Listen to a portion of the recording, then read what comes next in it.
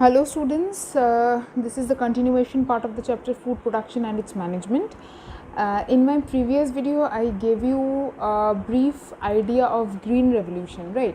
As you can see it already written here, and I was in page number 116 of your book. So let's start with green revolution. Again, I have just given you a brief idea.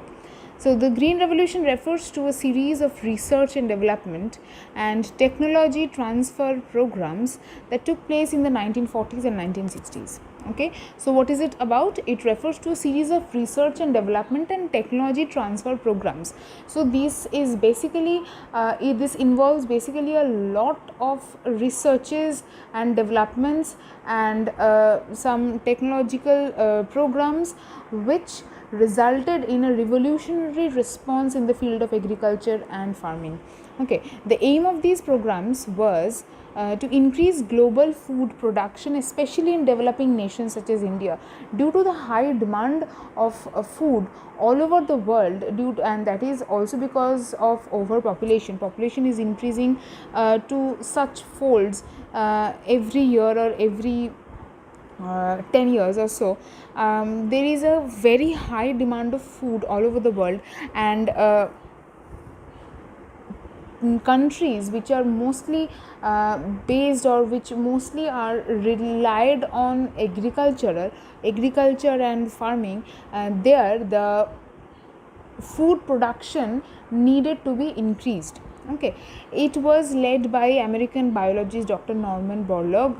Mark the name and note the spelling properly.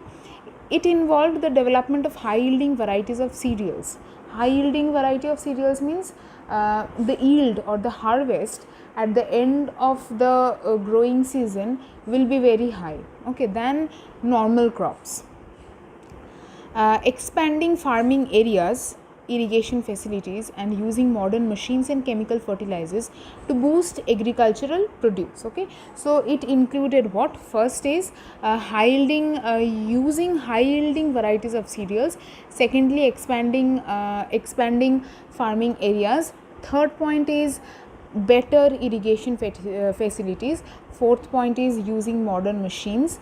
Fifth point is chemical fertilizers to boost agricultural produce. So obviously, even though I was telling in the previous video that fertilizers are not good, they are harmful, but ultimately they help in giving better amount or better yield, right? So these are the reasons why green revolution took place, means with the help of which green revolution took place.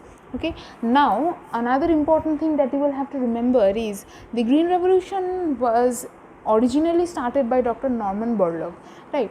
But in India, Dr. Norman Borlaug started it somewhere and then it spread towards to the whole planet, to the whole world, but in different countries different people led it, different people started it in different countries, and in India it was led by scientist Dr. M.S. Swaminathan. So you will have to mark the name who started green revolution is in India. So don't get confused between the two. Dr. Norman Borlaug originally started the green revolution globally, but in India specifically it was led by someone needs to lead the revolution in different countries, right? So in India it was led by Dr. M.S. Swaminathan. So when you get questions like who led or who started the green revolution, if nothing is mentioned, if India is not mentioned, then you will give the general one, that is Dr. Norman Borlaug. But if India is mentioned, then only you will give the name of Dr. Swaminathan. Am I clear? Okay, so in India, the green revolution was led by the scientist Dr. M.S. Swaminathan. Under his guidance, high yielding disease resistant varieties of wheat and rice were produced. Why particularly wheat and rice?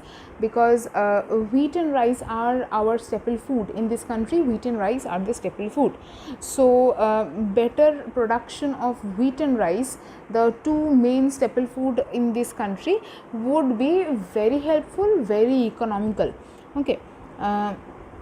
So India achieved great success in its green revolution and transformed from a starving nation to a food exporting nation. So initially India was economically very backdated. It was not doing good economically, and it was a starving nation. Starving nation means not enough crops were produced, and thus people couldn't get to eat much. But due to this green revolution, such a change took place in this world of farming and agriculture that it India transformed itself from a starving nation to a food exporting nation. It had, when can a country export something?